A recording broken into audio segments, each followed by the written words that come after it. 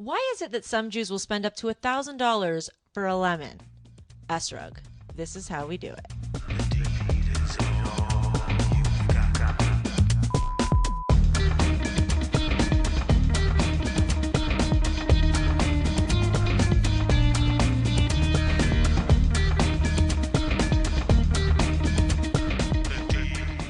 One of the mitzvot on the holiday of Sukkot is the taking of the four species. The etrog, the most well-known of those species, is what we will discuss today. An etrog is a citron. In English, it's a citron fruit.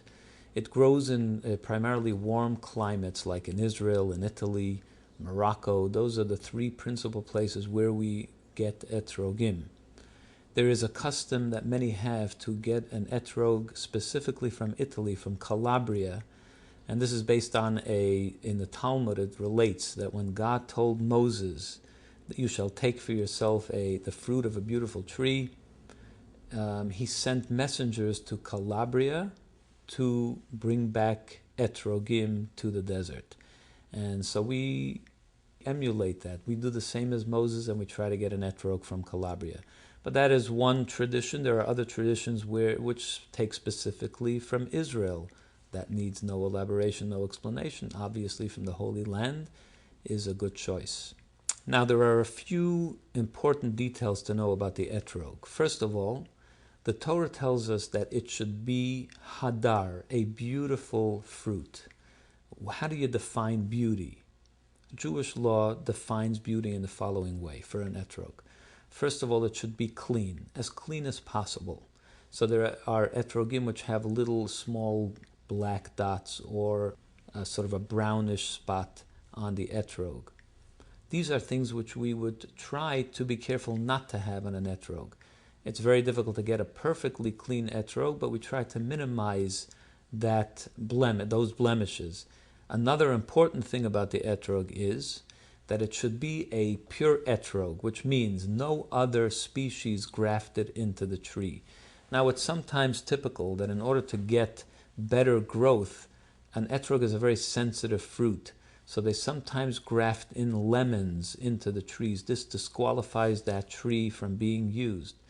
And so much research is done to make sure that the orchard or the specific tree from where we are getting our etrog is a pure etrog tree with no other species grafted into it. There are ways, by looking at the fruit, by having the fruit, we can tell that it is an etrog. Actually, there are four things that we want to find in an etrog, which three of them we could see, and one of them we can't see until actually we open it up, and that we don't want to do before the holiday. However, there's a rabbi that inspects the trees and they check the fruits before they actually cut them, so they know that this tree produces this type of fruit. When we look at the etrog, we have here, in Hebrew it's called an ukutz, and this is where the etrog hangs on the tree. One of the things we want to look for in an etrog is that where this stem is found on the etrog, it's inward, and the fruit actually comes past, the skin actually passes that stem. That's one sign of a kosher etrog. By a lemon, the stem protrudes from the fruit. By an etrog, it's an indented stem. Another sign of a kosher etrog is the bottom part of the etrog. There are grooves coming down, lines coming down. And another sign of the etrog is that the top is actually round, coming towards the tower. So it's long on the bottom and then curves upwards towards the top. Another primary sign is the way the seeds are found in the etrog. The seeds in the etrog are going up and down as opposed to across the etrog. Another thing we see over here is the thickness of the skin before the actual juice. So those are the four signs which are looked for in an etrog.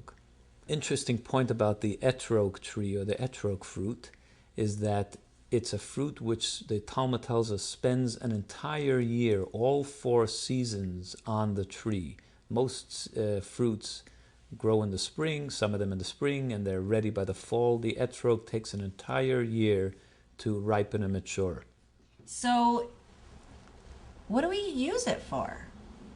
What we do is we take the esrog together with another 3 species and we make a blessing and we bring it to our heart, and from there we shake to all 6 directions, to the right, to the east, the west, the north, the south, and up and down.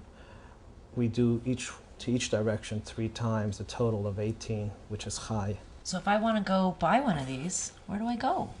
It should be purchased from a reliable source that will sell the esrog together with the other species. If you were just to go into the regular supermarket like Sobeys or something like that, and you were to purchase this, it's not. You'd get a lemon. Yeah. Although an etrog can be bought for as cheaply as $25, or you can go, you can get one for $1,000. But the $1,000 one, the upper range ones, are etrogim, which are perfectly shaped, perfectly clean, and most people are not able to get an etrog like that.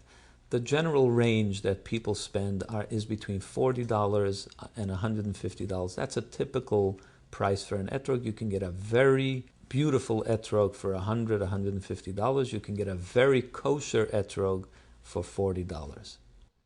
I'm Shoshana Israel, and that's how we do it.